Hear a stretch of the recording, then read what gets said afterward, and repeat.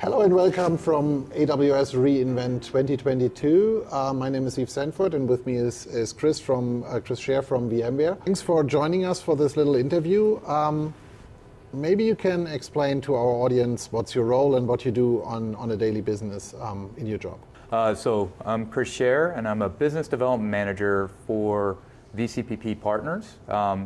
My specialty focus is really under managed services, and I help bring to market my partners that are looking to grow their business on VMware's cloud software services. My specific focus is VMC on AWS, VCDR, or VMware Cloud Disaster Recovery, Cloud Director Service, as well as Cloud Health, which is now ARIA Cost. From a day-to-day business, I kind of break it into 3 different segments.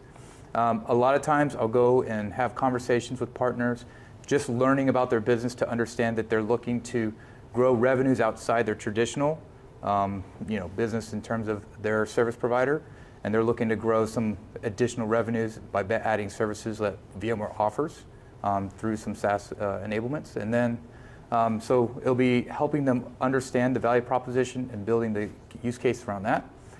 Once we get past that stage, my next phase is to really help them understand the monetization.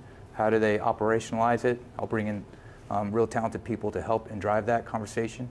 And then the third leg is really help executing. It's really trying to find the customer bases and help them build a nice revenue stream of helping solve customers' problems through our services that we provide. Thank you. I heard you had a very interesting career. It didn't start in IT. I think it had something to do with fire. Yeah. So I was not a good student. I still am not a good student. I dropped out of college because I met a recruiter to be a firefighter in Austin, Texas. It was the most exciting thing I've ever done, and I loved it. For 5 years of my life, I was a firefighter. But the life of a firefighter is very long. You have 24-hour shifts, and so as you have families, it can be very difficult. And so I made a choice whenever I was getting close to marrying my wife. We decided that I was going to try to go back to school and finish up my degree to try to have more of a traditional 9-to-5 job. That was the decision that we did, and it was a long discussion because I still really enjoyed what I did. So from there, I finished up my career and went back to school, got an economics degree. It was the easiest, fastest degree with all the credits that I had in past. So, and then from that, I was like, oh, I'm going to go and work at the state of Texas as an accountant. And I was just not really happy doing that. It was just not quite what I wanted to do. I felt like there's much more. And so I've always had an inclination in sales. As a firefighter, you always have opportunities to have they have outside jobs or second jobs, and I actually did a lot of sales. I was a loan officer, so I really wanted to get into more of a sales role in the private sector, and I took a risk. I found this company called VMware, and I started at the very basic level. I was a demand gen. I did that for a year. I accelerated, moved to inside sales, did that for a few years, then went to field sales, and now I'm here as a business development. So it's been a great ride. I would love to do, I loved every step of the way and very happy where I'm at. Mm-hmm. So VMC for service providers, that at first sounds a bit weird because we know most of the service providers normally as asset-heavy companies having massive data centers, massive investments in hardware and infrastructure. So what do you see, or how do you see these transition over to services like VMC and other hyperscaler services? That's a great question because what I've been seeing, there are different partners in different journeys of their world. Some of them are very asset heavy, and that's their business, and that's great, and they're making a lot of success, a lot of customers successful. Ultimately, is what is going to drive the customer success, right? That's really what we're all trying to achieve. There are certain partners that I'm running into that have seen a trend where customers are leading their discussion to move into hyperscalers. Originally they saw VMC as truly a competition. It's a risk to their business. But as customers are saying, well, you're our partner, we want to work with you, but we are starting to look at hyperscaler clouds, whatever, if it's AWS, if it's AWS, or Azure, they are looking for their partners to help them guide that direction.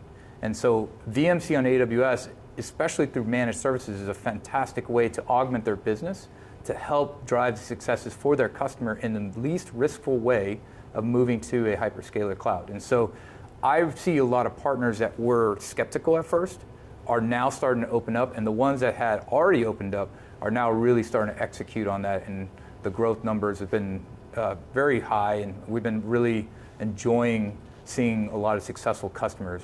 The beautiful thing is, from a churn perspective, I have not seen a lot of churn once they move into a VMC cloud. We've been pretty rock solid in getting those annual renewals. We have customers that are initially going thinking VMC as a stepping stone. And so they say, okay, we'll go there for a temporary basis because our end state is to go to native. And they ultimately decide, well, it's kind of nice. We have the benefits of the services that they want to get out of the hyperscalers, but they don't have to retrain. It's not very risky. And if they need to, they can migrate it back to their data center, or they can move it to another hyperscaler cloud, whatever. So I've seen a lot of customers are now, instead of doing 1 year, they're now doing 3 years, et cetera. We actually had one that asked for a 4 year. So it's becoming more of a staple of their business. Thank you. I think that's an important insight for the service providers, that the market is shifting. It's not going to go away from the legacy data center, but we will see more and more of these integrations. And I think as a service provider, you really need to get your head around not necessarily directly switching into a hyperscaler, but how to integrate the hyperscaler services to stay relevant for your customers. Right. Because similar to what people have to fight with local data centers, if they don't integrate with the hyperscalers, they struggle. It's the same for the service providers. So I think that perfectly makes sense. With all that said, before we close, is there any career advice you would give to young people who want to start in our industry? I mean, there are tons of roles, but if any, let's say, 16, 18-year-old would approach you and says, like, what's a career advice to really get started in IT? What should I learn? What should I focus on? I have two really big ones. One, be hungry. Like, when I was at the state of Texas, I was bored to tears. I really was. I loved the job I did. It was really easy, and that's the point. It was so easy, I was pretty much done, and I had a lot of extra time on my hands. So instead of wasting it, I actually taught myself how to, do moderate scripting in Oracle, just because that's where we were platforming. And that got my interest to look at where else can I take different talents and go different directions. And so I stayed hungry to look at learning technology, and then I moved into, I fulfilled what I wanted to do and achieve what I can get out of sales. Once you're there, be a sponge. Learn everything you can. The ones that are successful are the ones that stay hungry and learn, and then they just put their output 100%. I'll give a third advice: stay in your role for a little bit.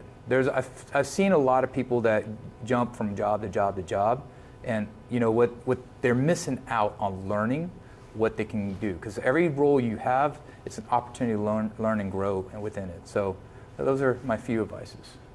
Wonderful, perfect. Thank you for taking the time, and looking forward to catching up at one of the next events somewhere around the globe. I really appreciate this opportunity. Thank you very much. Thank you.